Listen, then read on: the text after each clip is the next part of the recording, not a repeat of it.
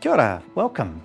Tell me a bit about what you do. Kia ora, I'm Sam Gibson. I'm employed by the New Zealand Landcare Trust, and what I do is I help farmers achieve their on-farm biodiversity and water quality aspirations. So on the ground every day, I'm helping them establish large landscape biodiversity projects, predator control, monitoring, reintroducing species, water quality sampling, that sort of thing, riparian planting. Pretty much what I find is a lot of our farmers are either, we're asset rich, we've got all of this whenua, but we may not have the money or the time to be able to implement our aspirations in the biodiversity space. And that's where I come in.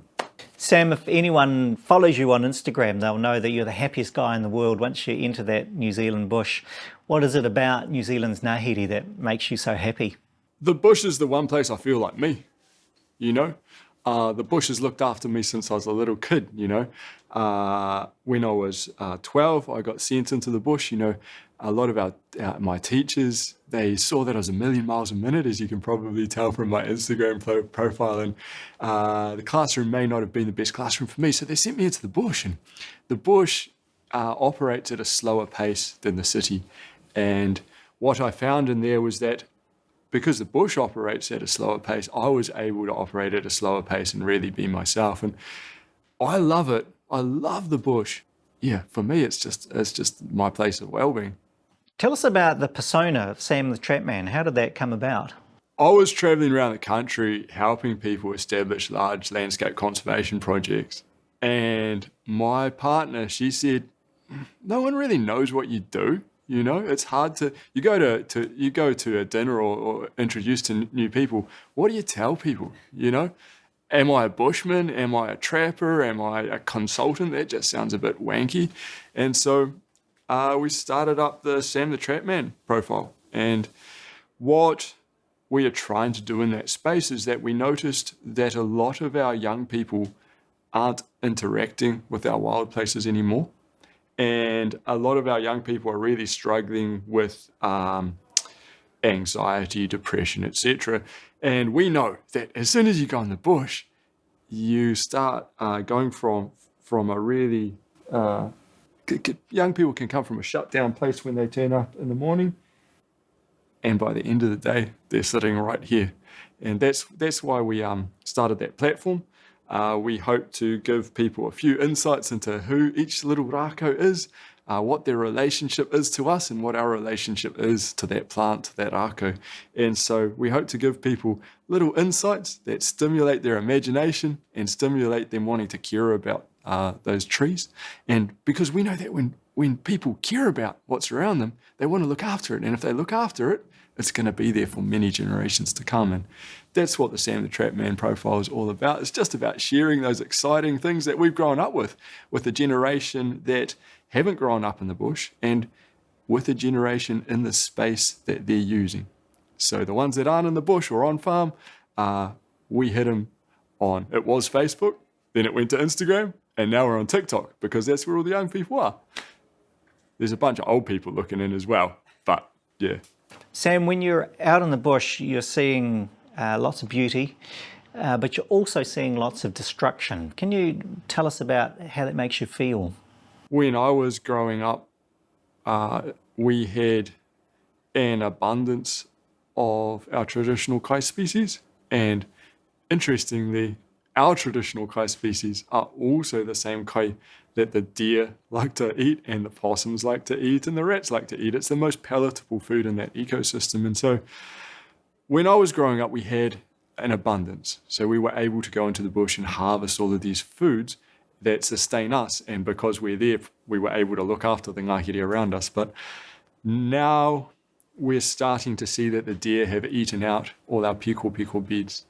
Our possums are eating the tipu out of the tawa and eating the tawa before they fall to the ground. And our rats are also eating the likes of our meat and our kahikatea and our tawa fruits once they're on the ground. So for us, it's a really sad state to be in. I'm not sure that everyone looks at the ngāhere with that lens that I look at it, but it's a sad state to be in, and that's why I'm so excited to have the opportunity to give my time into managing those other introduced species that are eating our traditional kai species. Because I believe if there's enough for us, then there's also going to be enough for all of the manu or the birds around us, and also for the ngahere to repopulate itself. Despite all of that sadness, how do you find hope? When I'm in the ngahere, I push that sorrow aside and I take up the mantle of responsibility. And that's where my joy comes from, When I was 12 to 16, we put a huge effort into restoring the kōkako population in Te Uruera. When I go back now, there's kōkako singing from the trees. To me, that's my joy. When I was in my 20s, I trapped extensively on Resolution Island for a few years. The bird life wasn't very flash then. Now, when I go back down to Resolution Island in Dusky Sound Fiordland, I have kaka flying overhead and kakariki, and I hear kiwi at night, and all of the small forest birds are present also. It's the first time I've heard a really full dawn chorus, and that's where I get my joy. So seeing the outcomes of our work, I just put the sorrow and the hurt aside, because there's no point wallowing in that. For me, it's about doing the action, and that's where I find my joy, is those outcomes of those action. Are there aspects of Mātauranga Māori that are relevant for your job? I mean, it seems to me that there's a real merger of Western science and a Te Ao Māori worldview. I think we're in a really exciting time for Aotearoa right now, especially in this biodiversity space. We've been so science heavy for so long that we haven't incorporated Mātauranga Māori as a valid or viable form of understanding our ecosystems. And oftentimes we get so caught up in detailed monitoring and verified science. Is that peer-reviewed? If it's not peer-reviewed, it doesn't have credibility.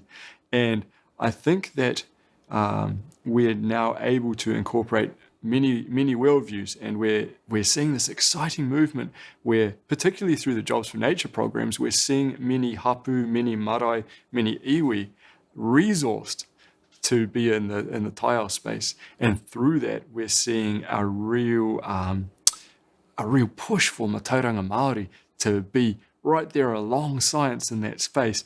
And to me, Mātauranga Māori has a lot of strengths associated with it. Understanding an ecosystem through whakapapa, that's huge. Mātauranga Māori and Western science, they can seem like they're at the opposite ends of the spectrum, but realistically, the end goal and what they're trying to achieve, even though they're talking different languages, is very aligned. And I think that's how we should use them. I'm curious to know what you talk to your son about in terms of ngahere. What do you hope he'll inherit one day? To start with, I don't know what I'm doing raising kids, And so I just take my kids out into the bush, and we're all about having fun and spending time together. So that's what I know how to do. And so unfortunately, those kids get subjected to working in the bush and looking after it. So that's okay. They might hate me for it later in life, and that's all right. But the cool thing is that we are able, because my kids are Ngāti Porou, Ngāti Konohi, and Ngaitahu. And so the cool thing is that we're actually able to work in a lot of the whenua that my kids are going to inherit. And so I just want to give them as much of an understanding of those ecosystems and how they operate, and who and what species are doing what where, and so that they can understand that context and take that forward with them, and hopefully look after our whenua, our planet, in a much better way,